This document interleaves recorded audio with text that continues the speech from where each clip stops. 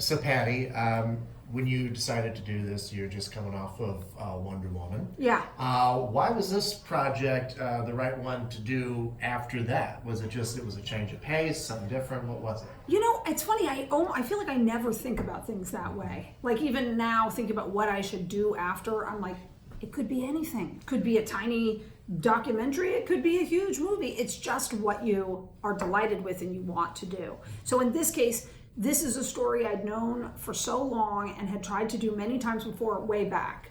And then now this whole world of limited series suddenly really was taking off. And I had been telling this story for many years, and I ended up telling Chris Pine on the set of Wonder Woman, and we were talking about projects to do together. And he was so captivated and saying, like, you should do that with somebody. I don't know how you're going to do it. That then my husband, who I had wanted to write it in the past, just suddenly had this eureka moment where he was saying, you know, I've never been able to solve how to tell all of these other people's stories. If I blended them together and created a character for Chris. So both Chris and I were like, yeah, sure, maybe. But then once my husband broke the stories, I got so into it and them that suddenly it became that's what you're always looking for. Where I'm like, oh, I don't want anybody else to. I want to direct that. I want to do it. So it just became about trying to fit it in. I knew that I wanted to do the second Wonder Woman. So it just became about, was there time to fit the two in? Well, why was this story something that had been a passion project of yours for a while, that you wanted to do for a while? I am a connoisseur of incredible stories, and particularly extreme stories of human nature. And I think I strangely watch tons of true crime and, you know, documentaries as a result, because I always am like, oh my God, I can't believe, you know, this was the most incredible story I had ever heard in my life, and still is to this day. Like, people are coming up to me every day who are looking further into it after seeing the show and are having their mind blown by it. And then there's this dimension, and then there's this aspect of it. So it was both that it was the most incredible story I had heard, and the woman whose story it was, who told me the story, was diametrically opposed to everything you would think that woman would be. You know, yeah. She was incredibly positive and loving and really the master of her world, despite having been through this unbelievable story. So the question of identity and the fact that this woman ended up with almost a shapeless identity, she was of every world, became what I was hooked to. I was going to say, I mean, it shouldn't be surprising that the woman who made Monster would also be interested in other true crime stories. Yeah, exactly. Yeah. Well, just, I mean, give us a little bit of background into the specifics of this story and this case. Yeah, so this is the story of a woman named Fauna Hodel, who was born a very poor black woman in Reno, Nevada, and who had very blue eyes and very light skin. And as the years went by, everyone kept saying one day you'll darken, that her skin would darken because she was of mixed race. And she did not, her skin continued to not darken. And so finally, when she started to look into her identity even further, she already knew there were questions, but when she looked into it even further, she ended up finding out that everything that she thought about who she was absolutely wrong. And actually who she was ended up being, you know, she came to Los Angeles and ended up finding out that who she was at the center of a huge scandal and controversy that led all the way to what I think is pretty clearly the explanation for the Black Dahlia murder. And so it's just, oh my God, what a story, and all of the most sensational things about it are the truest.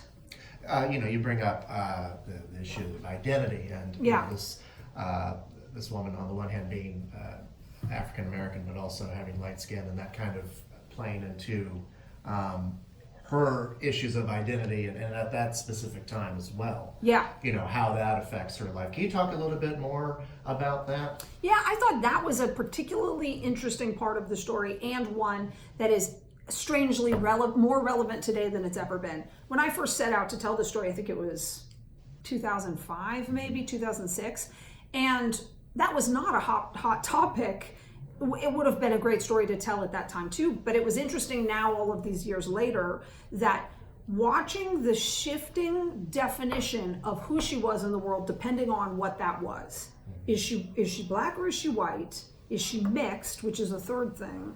Is she poor or is she rich? Is she somebody? Is she nobody? Watching how those things changed her story as it evolved, and then ultimately what I loved about Fauna Hodel is every single person in the true story was afflicted with identity issues, as we all are. Who you are in the world matters tremendously. And watching this character own that subject matter in such an interesting way became really an inspiring story. I was afraid, Monster was so dark and I loved doing it. It was one of the great experiences of my life. But I wasn't dying to go do dark things. But then, of course, dark things knock and the killing. Wow, that's great. Okay, fine. I will do that. And then, this story comes along. But the truth is, this story in particular has such a lightness to it in another way. So that really drew me in. One of the things that is that I like the most about this is the way that you recreate these different eras in history and in Hollywood and things like that. Thank you. You're welcome. Can you talk about your some of the research that you guys did, and how you were able to recreate all of these old locations and buildings and things like that? I think there's most of it is what you would think. You're doing very basic, research into all kinds of things, and you're deeply surprised always by the number of things that you're like, oh God, I feel like I've been showing my son movies from the 80s and 90s, and you're like, oh, this is oh my God. Wow, I didn't realize that they did blackface and told racist jokes. Like, that's pretty crazy, It's such an interesting time as you watch eras change, and sometimes you don't even quite realize. So digging into the 60s and what it meant, finding the parallels to our time and the differences was fascinating. And then even looking at the streets and seeing how empty they are. It was, the 60s really were not long after, the automobile industry decided to make this a vehicle town, and it was advertising. It was fully, now the Los Angeles that we live in is so clearly what it is. It's not just one thing. But 60s was still entrenched in the dream of LA with the top down and cruising the boulevard and you're going to be a star. And so seeing that juxtaposed against the inevitable underbelly of truth that was actually going on was really interesting. It's always sad when you drive around in these neighborhoods and you see all of the the newer buildings that are going up next to some of the older houses and things like that, when there was still a lot of character and Spanish influence in architecture. It's just fascinating how that changes. Yeah, really fascinating. And so that was, the 60s was not something I had dug into. Also, Fauna Hodel being from Sparks, Nevada, which was a very quiet kind of town that was still a little bit in the past, juxtaposed against LA, which was on the cutting edge of the change that was coming. Real unrest. Here come, headed towards the Vietnam War and the hippie movement and all of those things. Right. Stylistically, what were some of your influences and ideas for how you wanted to, approach this material? So this story was definitely, to me, one that I wanted to tell in an extremely controlled way, influenced by Kubrick, Hitchcock, those sorts of people, where it doesn't mean that I'm shooting it like they would shoot. It means that I'm the storyteller. Right. So I'll decide what you see and what you don't see, and pulling people towards now you don't. Mm-hmm. That version of, because her story was so that way. She was being very manipulated and controlled. And so that was my interest. And then it becomes, so there's noir, of course, and there's those sorts of genres. How do you do your own version? So then getting into William Eggleston photography, where it's the color and the light is so controlled, yet it's real, and how those two things work with each other. That was something that Matt Jensen and I, my DP, and I dug into and really, tried to fashion something that was both very controlled but very 60s in a different way than we've seen the 60s before. Yeah. Did he shoot Wonder Woman? Yeah. I talked to him about that back in the day. I was like, that name sparked up. Yeah, and that was great too, because we've had such a great time, doing these different, having that as a little palette cleanser between the two Wonder Womans. Speaking of Wonder Woman, Chris Pine, what is it like working with him, and what is that quality that he has that made him right for this particular role? I think that Chris is a fantastic character actor who doesn't always get a chance to be a character actor. He's great at playing the, heroic lead as well, and that's a real part of him. But he also has all of these other interesting dimensions that you don't necessarily get to show in those roles. So someone who's at odds with who they are in the world and struggling to find something in the world is something that he has dimensions of that in him as well, that he could tap into, if his life had gone a little differently, or if how things, he's such an intelligent, skilled artist. So I think getting a chance to do a pure character, not the leading man, you don't have to do huge exposition lines and lead the charge and save the day. It was a pure character part. That was great. He's also a very good friend who I now have a very good working relationship with. So once you get close with actors and you really get the playbook of how they work and what they do and what's right for them and what's not, it allows you to start trying to reach for deeper and more interesting things with them, because you have this kind of shorthand. And that's what's funny now. Even I've shot 500 something days in the last many years, greatly with the same actors. And it is funny how the shorthand of like, no, they don't look good, and they look good in this color, and they look good on this side, and they're not going to like that, and they're going to, it's like you just get to know each other, which is really fun. And then India Isley, was that a tough role to cast? I mean, what made her work for you? Very tough. I knew that was our biggest fear going in, was who's going to play Fauna. We searched the earth, we looked high and low. India was, from the first moment I saw her, which was, I would say, midway through, just mesmerizing. I think she was prettier than, I wasn't looking for someone with such an ingenue, incredible look. Of course, it's great on camera, but it wasn't the point. The point was just the right actress for it. But I just couldn't stop thinking about her from the first time I saw her. And you always lean in and you always try to figure out what's going on.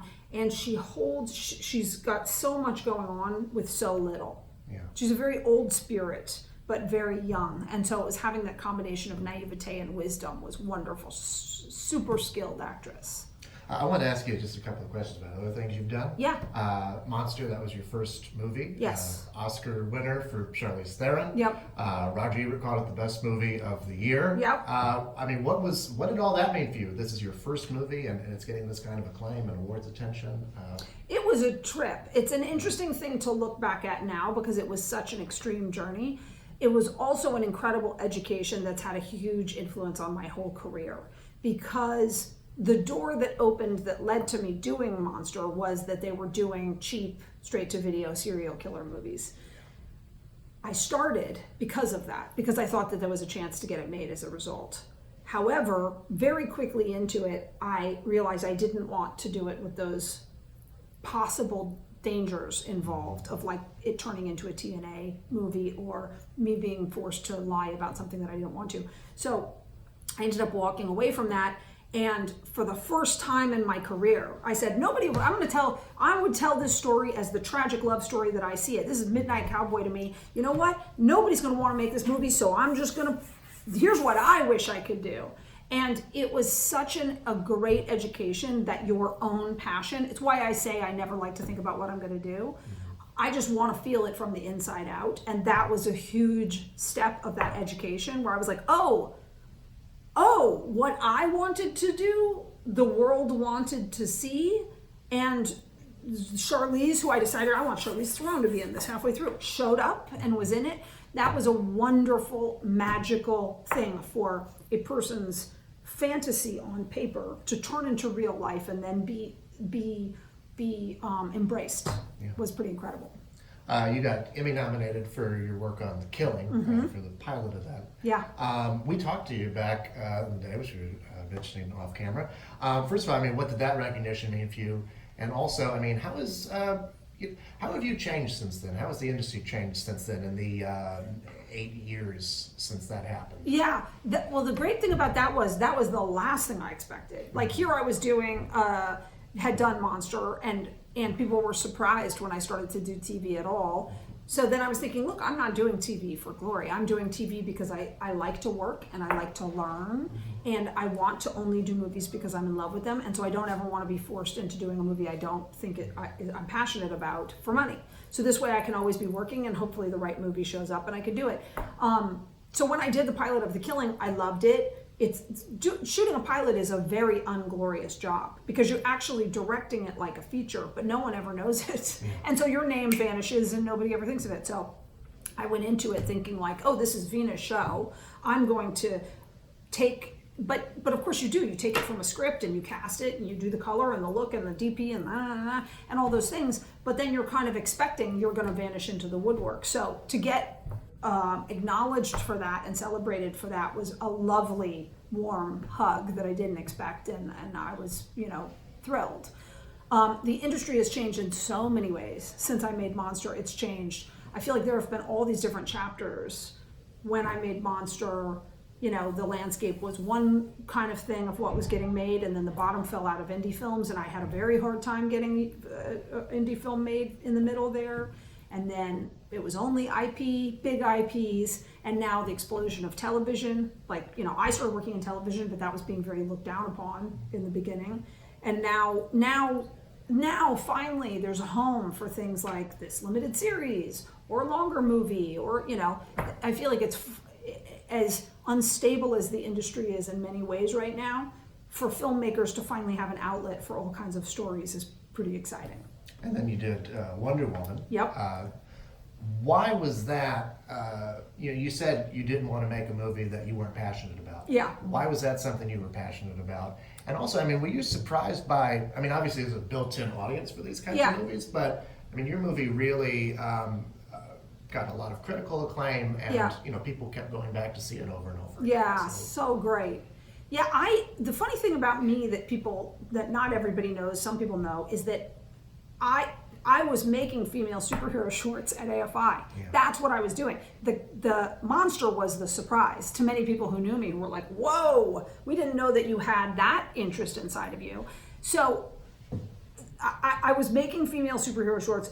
Seeing Superman 1 was a definitive moment in my life.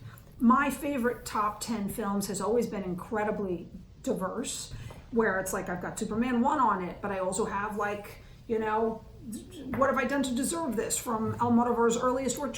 Very different films. All different kinds of things take my fancy. But this was one of them.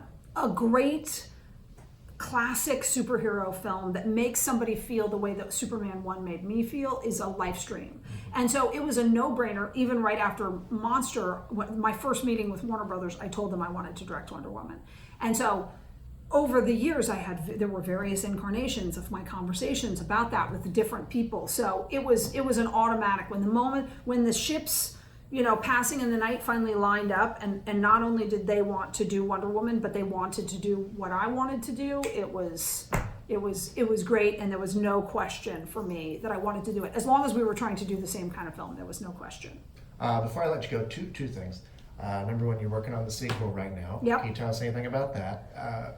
I can't wait. I can't believe it's so funny. For the entire time that we were making the movie, I was lobbying because they were wanting to move it up much earlier, and I was like, "You guys, summer got to be the summer of 2020. Like it's got to be." And that was what I always wanted. And now, I've just screened a version of the film, and now I'm like, oh my God, can we move it back up again? I'm dying to release this film. But of course, it's good and it's fine, but it's frustrating to have to wait. Right. And then last thing I wanted to ask you about, you're at the AFI tribute for Diane Keaton. You were had an honor there as well. Yeah. As a former AFI alum. Yeah. Can you talk about that night?